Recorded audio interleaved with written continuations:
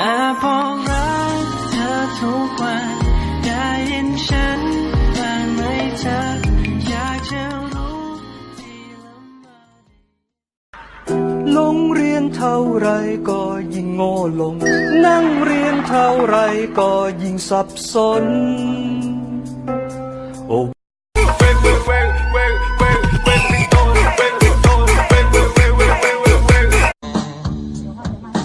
โยโย่เอานี่กอดไผ่หนาวใจกอดไผ่ได้แน่โอ้ยอยากสิพอหักแท้พอได้กอดแก้เหงาเด็กเราแก้หนาวผู้สาวบ้านเจ้าอยู่ใส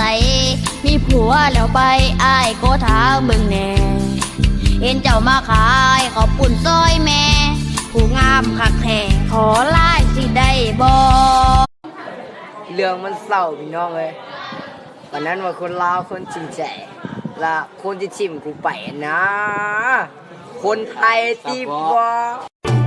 ไม่อยากมีคนต่อไปแต่ว่าอยากมีคนสุดท้ายคนที่ยินดีจะใช้หัวใจดูแลกันและกัน